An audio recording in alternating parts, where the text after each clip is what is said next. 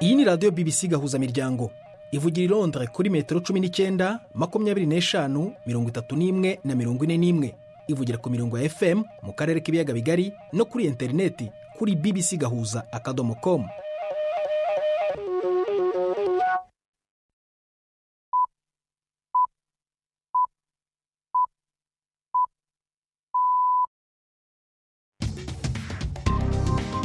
Ubu ni saa 10:30 ku isaha mpuzamahanga ya GMT, ni saa 12:30 ku masaha yo mu Rwanda no mu Burundi.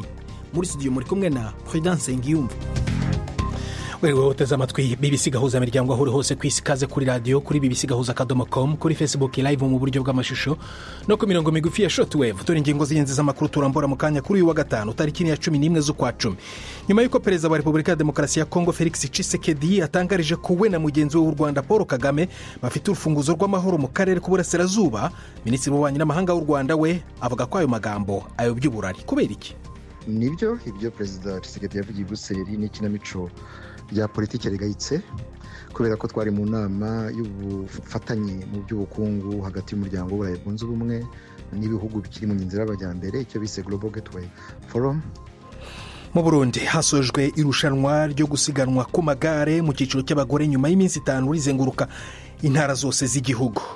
Yego twarabatumiye, ariko igihugu ca Repubulika Iharanira Demokarasi ya Kongo cari catubwiye ko kizoza, ariko barashoboye gusiba ku munota wa nyuma ngo kumva zitabavuye ko ariko bari babyiteguriye.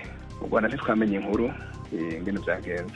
Uno umuyobozi w'ishyirahamwe ry'amakinga mu Burundi usobanura impamvu ibihugu bimwe mu bituranyi birimo n'u Rwanda bititabiriye iryo rushanwa. Muramwumva mu kanya mu makuru. Hari n'abazamuganga nk'uko bisanzwe buri wa gatanu.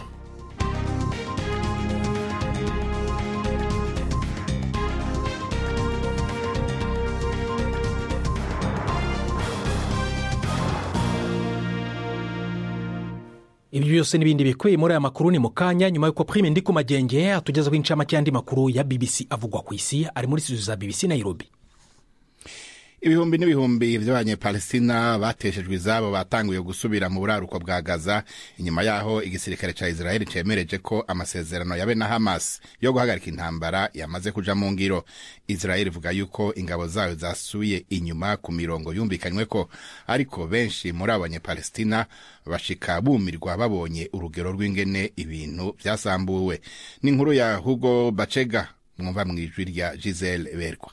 Ku muhanda uca ku nkengero za Gaza, umurongo muremure w'abanyapalestine bakuwe mu byabo barimo bagana mu majyaruguru baca mu mukungugu. Abenshi bari mu rugendo n'amaguru bitwaje ibyo bafite mu bikapu. Ku barimo gusubira mu ngo zabo, ibyishimo byatewe n'ihagarikwa ry'intambara byasimbuwe n'akababaro ko gusanga uduce bari batuyemo twarasenyutse. Igisirikare cya Isiraheli cyasubiye inyuma ku mirongo bumvikanyeho mu masezerano, nubwo kikigenzura igice kirenga 1/2 cya Gaza. Igihe cyo gutegereza irekurwa ry'imbohe zisigaye cyatangiye, harimo n'abantu 20 bikekwa ko bakiri bazima bazaguranwa n'abanyapalestina 100 bafungiye muri gereza za Isiraheli. Urongoye batavuga rumwe na leta muri Venezuela Maria Corina Machado yavuze yuko agashimwe k'amahoro kitiriwe Nobel yaronse ari ikimenyetso gikomeye c'urugamba abanyevenezuela bose bagwanye. Yavuze yuko kabahaye ingoga zo kurangiza igikorwa batanguye cyo kwigarurira ukwishira no kwizana nk'uko yabivuze. Madame Machado yarashoboye kunga abatavuga rumwe na leta muri Venezuela imbere y'amatora y'umukuru w'igihugu, ariko amaherezo yankirwa kwitoza. President Nicolas Maduro yaciye atangaza yuko ari we nyene yatsinze amatora. Yavuze yuko ataranzwe n'ubwisanzure no kunganisha abitoza. Ibiro vy'umukuru wa Amerika vyaneguye iyo ngingo, bivuga yuko iyo komite yashinze politike imbere y'amahoro mu kudaha ako gashimwe Perezida Donald Trump. Leta y'abatalibani muri Afghanistan yagirije Pakistan kuvogera ikirere cayo inyuma y'ibintu bibiri biturika byumvikanye ku murwa mukuru Kabul ku wa 4 mw'ijoro. Ubushikiranganje bwo kwivuna abansi buvuga yuko hari n'isoko risanzwe ryatewe amabombe hafi y'urubibe na Pakistan. Abategetsi ba Afghanistan ntibemeje canke ngo bahakane kugaba ibitero muri Afghanistan. Mu kiganiro n'abamenyesha makuru, umuvugizi wa gisirikare wa Pakistan yavuze yuko Afghanistan ari cicaro c'iterabwoba kuri Pakistan, ico abatalibani bahakana. Umushikiranganje w'abatalibani ajejwe imigenderanire yavuze yuko Pakistan itosubira ico yise iryo kosa, ahubwo ko yohitamwo ibiganiro aho guhitamwo intambara. Aya makuru mwumva na ya BBC. Eklezia Katolika hano muri Kenya yazanye ubwoko bushasha bw'umuvinyu uzohora ukoreshwa mu gihe cyo gusoma imisa, inyuma yaho uwahora ukoreshwa warusigaye ugurishwa cane mu bunywero. Eklezia ivuga yuko yahisemwo umuvinyu wa kera wo muri Afrika y'Epfo ngo ube ari wo mushasha ugiye kuzohora ukoreshwa mu migirwa, ukaba wemejwe kuzokoreshwa mu misa gusa. Amacupa afise ikimenyetso c'umukono kigaragaza ko ari wa muvinyu w'ukuri.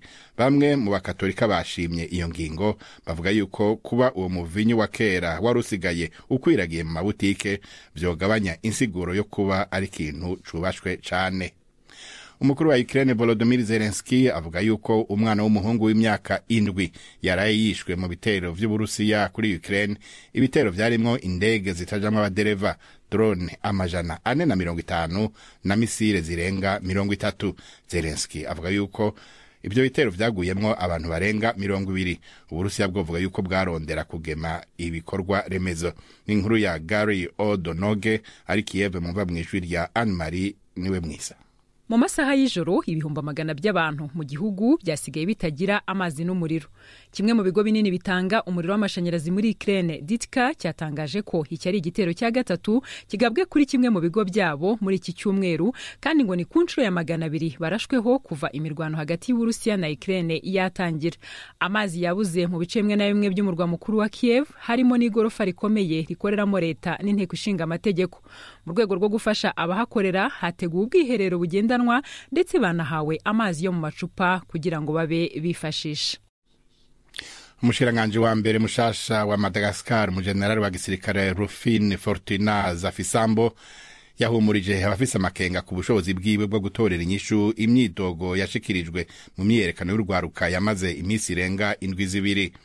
Yagenywe kuwa mbere inyuma yaho Perezida Andry Rajoelina akuriye leta yose yahora mu kwishura kuri iyo myerekano y'isinzi ry'abantu yaturutse ku bukene bw'umuyagankuba n'amazi. General Zafisambo yanashigikiye ingene ingabo za Madagascar zitwaye muri iyo myerekano. ONU yagereranije yuko abantu barenga 20 biciwe mu mishamirano n'igipolisi. Urakoze Prime ndi ku Magenge muri studio ya BBC Nairobi.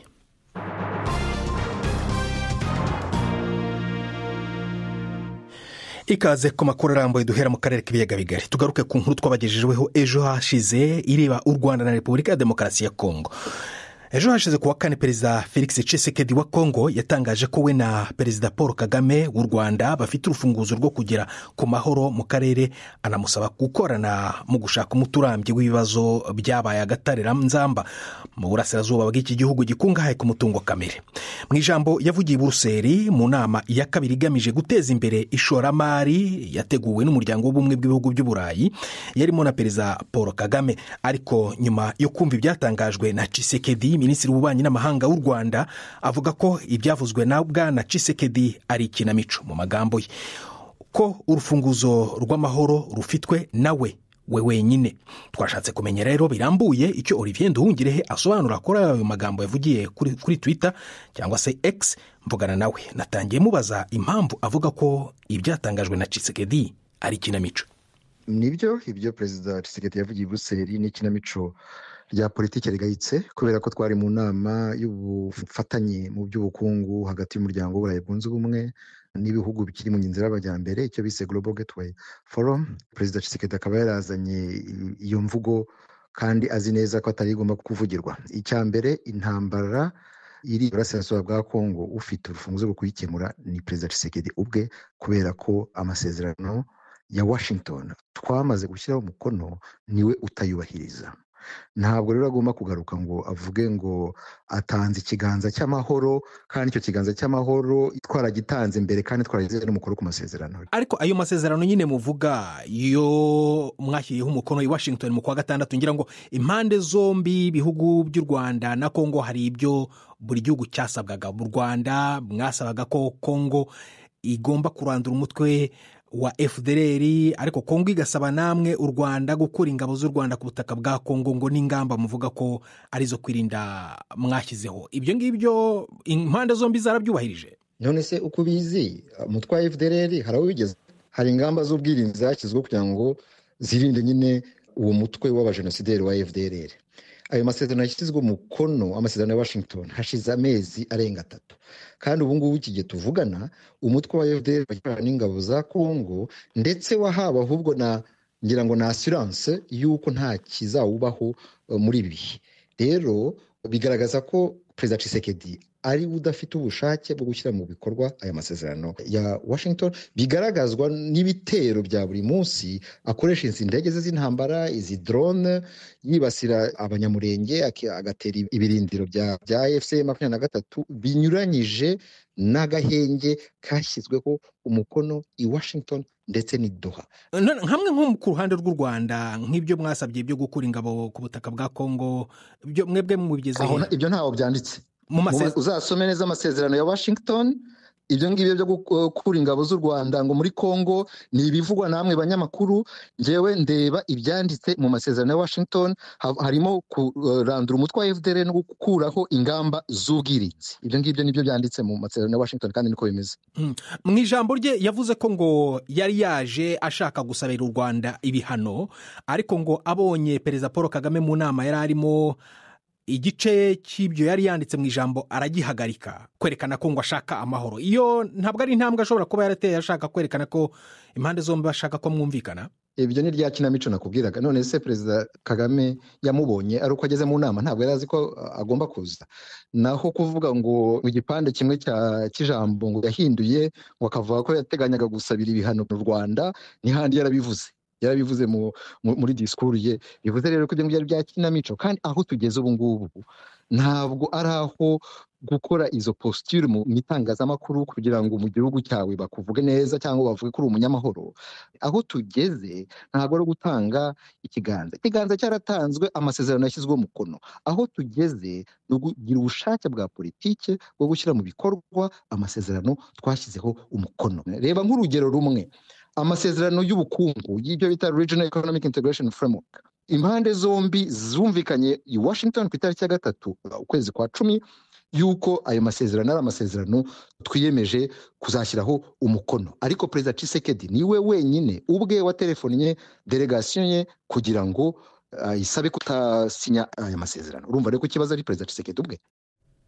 Olivier Nduhungirehe, Minisitiri w'Ububanyi n'Amahanga w'u Rwanda. Tugane mu Burundi, ahasojwe irushanwa ryo gusiganwa ku magare nyuma y'iminsi 5 rizenguruka intara zose z'igihugu. Cyakora iri rushanwa mu cyiciro cy'abagore rizwi nka Tour Cycliste International Féminin du Burundi ryitabiriwe n'ibihugu mbarwa ugereranyije n'ibyatumiwe byose bigize umugabane wa Afurika. Nabajije Bernard Ntagumuka, perezida w'urunani rw'amashyirahamwe y'amagare cyangwa amakinga mu Burundi, ibihugu byitabiriye iri higanwa.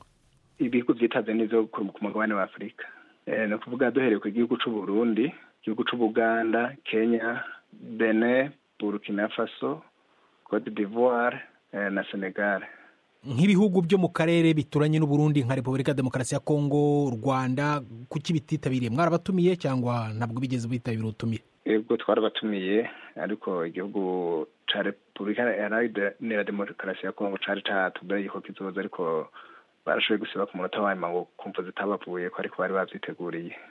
Naho Rwanda ntitwamenye inkuru ingene byagenze.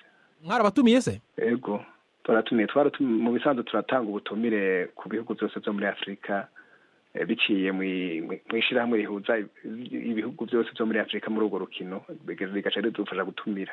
Mwebwe nk'abariteguye iryo rushanwa mubona ryagenze gute? Mwarikuyemo iki? Ihiganwa ryagenze neza cyane, haba ingene ryateguwe, ingene ryakinishijwe. Abaje guhiganwa barashimye cyane ko atazi guhingama byabayemwo, kandi umutekano wari utunganijwe neza ku buryo ata muntu yigeze agira uruhagarara. Bazungurutse igihugu cyose banezerewe atakibazo, kandi Imana yarashoboye gukinga nta nabagize amasanganya. Urukino rwagenze neza. Hanyuma mbere n'ikindi congeye ko Uburundi bwaciye butsinda, umurundi kazi niwe yashoboye gutwara ikibanza ca mbere muri urwo rukino. Kenya yashoboye gutwara ikibanza ca mbere bafatiye ku bakinyi bose, igihugu cyose bafatiye hamwe abakinyi, ariko bagiye bafata umukinyi umwe, umurundi kazi niwe yabaye wa mbere. ariko bafatiye hamwe abakinyi bose Burundi bwaca bwo bwa kabiri.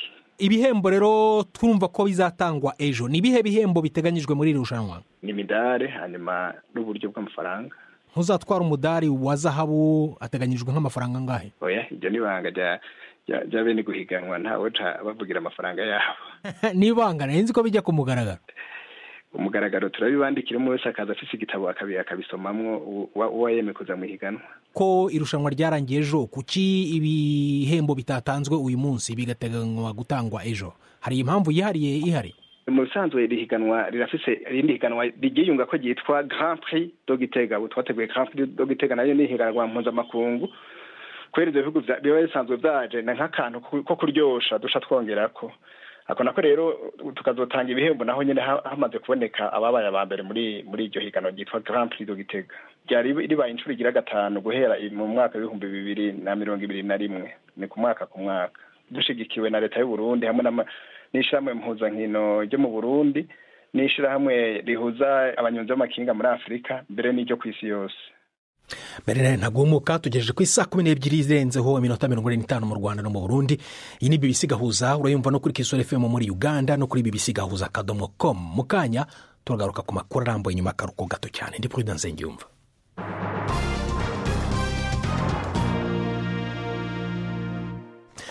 Dusubire mu Burundi. Kumugara sukunanirwa. Ibyo biravugwa n'abanyeshuri basaga 300 mu Burundi bifuza kubonwa n'abafite ubushobozi nk'abafite ubushobozi buturuka ku muhate wo kwiteza imbere n'igihugu cyabo. Aba banyeshuri babana n'ubumuga bwo kutumva no kutavuga, bagaturuka mu miryango itishoboye ariko bakabona inyigisho binyuze mu rurimi rwihariye rw'amarenga.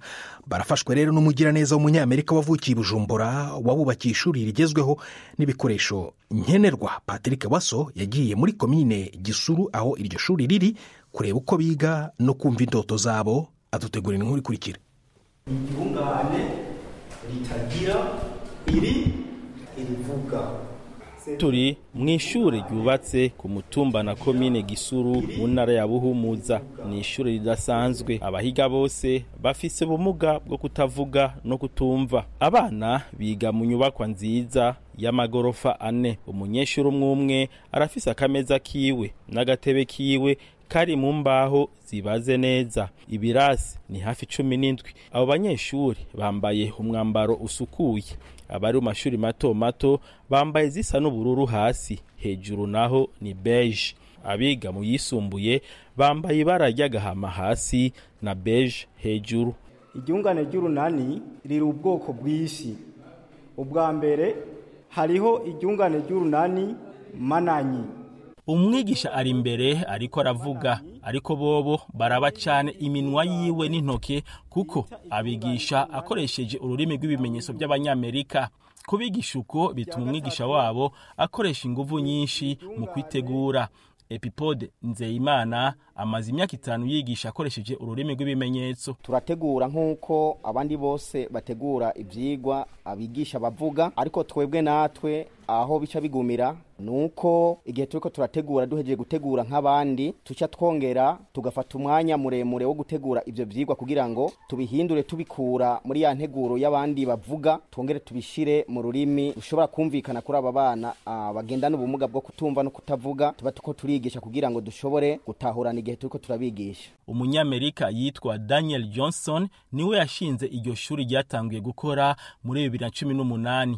N'umunyamerika ariko yavukiye Bujumbura kuko sekuru wiwe yari umisionari yabaye mu Burundi kuva mwaka wa 1950 gushika apfuye muri 2001.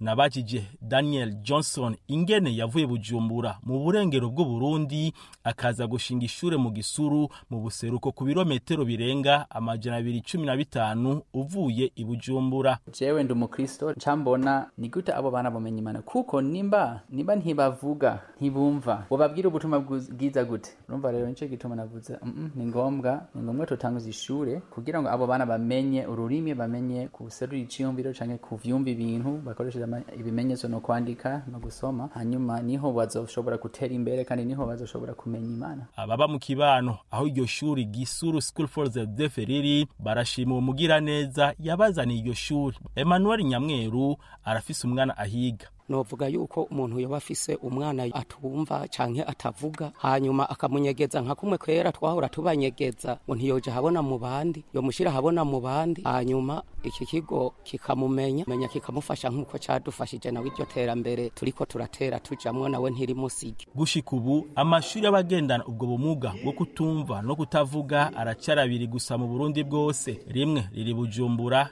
ry'abana bashika hafi 125 n'iryo ryo mu Gisuru ririmo abanyeshuri 312. Igitigiri c'abagendana ubwo bumuga mu Burundi bwose ntikizwi. Muri komine Gisuru mu ntara ya Buhumuza, Patrick Waso. Ni cette phrase. Urakoze Patrick Waso. Tujya i Kigali na Yves Bucyana muyavugwa mu mikino. Imikino kuri BBC gahuza miryango. Ndabashuje bakunzi b'imikino kuri BBC. Mpere mu mupira w'amaguru, ikipe ya Algeria yabaye iya kane imaze gutsindira itike y'igikombe cy'isi ku mugabane wa Afrika. Ni nyuma yo kunyagira Somalia ibitego 3-0, harimo igitego cya kapiteni wayo Riyad Mahrez wahoze akinira Leicester City na Manchester City. Andi makipe amaze kubona itike ni Maroc, Tunisia na Misiri. Ni mu gihe mu itsinda rya gatatu ibintu bikiri bibisi. Bafana ya Afrika y'Epfo kuri ubu iri gukina na Zimbabwe, umukino uri kubera Durban, naho i Kigali ku kibuga cy'amahoro rurambikanye hagati y'u Rwanda na Benin na Afrika y'Epfo ziri kwishakamo iya mbere yazajya mu gikombe cy'isi, mu gihe iya kabiri ishobora kuba yakina andi majonjora. Nigeria yo iri muri Afrika y'Epfo gukina na Lesotho. Super Eagles birayigoye cyane kuba yabona umwanya wa mbere mu itsinda, bisaba ko Afrika y'Epfo na Benin zitakaza imikino yazo uko ari ibiri. Nigeria ntishobora no kuza mu makipe byibuza hatanira umwanya wa kabiri, kuko nubwo yatsinda imikino ishigaje itageza ku manota amakipe menshi ahatanira uwo mwanya afite. Muri yo harimo Gabon, Madagascar zifite amanota 19 na Burkina Faso, Cameroon na Uganda zifite amanota 18, tutibagiwe na Repubulika ya Demokarasi ya Kongo.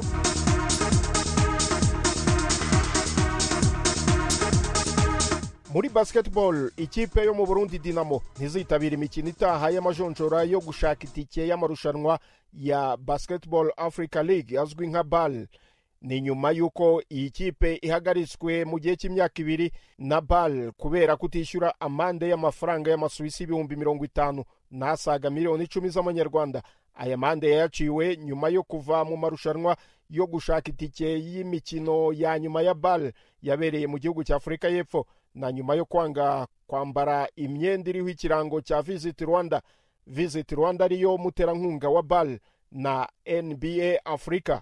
Soreze muri tennis, Novak Djokovic yatsindiye kujya muri kimwe cya kabiri cy'irushanwa rya Shanghai Masters, atsinze Zizou Bugs 7-2 ku busa 6-3, 7-5. Djokovic w'imyaka 38 yahuye n'ingorane nyinshi muri iri rushanwa ubwo yarukaga mu mukino wo mu cyiciro cya gatatu kubera ubushyuhe bukabije, ariko agashobora gutsinda Yannick Hanfman. Ayo niyo y'imikino nabateguriye uyu munsi. Gendi Yves Bucyana. Urakoze Yves Bucyana. Imfura ishinjagira ishira, amarira y'umugabo atembagwa mu nda. Izo ni zimwe mu mvugo zishingiye ku muco cyane cyane nyarwanda, ariko zishobora no kuba intandaro yo guhisha uburwayi bwo mu mutwe, ahanini kubera kubura umuhate wo kugaragaza ibibazo no guhabwa ubufasha bwabyo.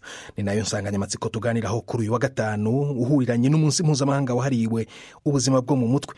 Dr Celestin Mutuyimana ni impuguke y'umunyarwanda mu buzima bwo mu mutwe n'umuvugizi mu ndwara rusange.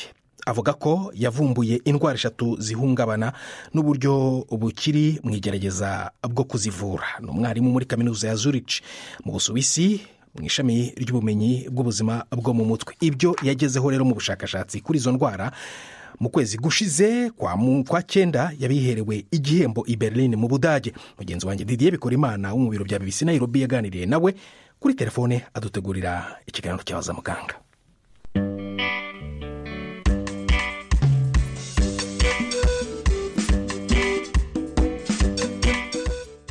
Muri iki kiganiro cyabaza muganga natangiye mbaza Dr Celestin Mutuyimana izo ndwara yavumbuye zatumye bamuhemba. Cyane cyane ni ibintu bitatu byatumye bampemba.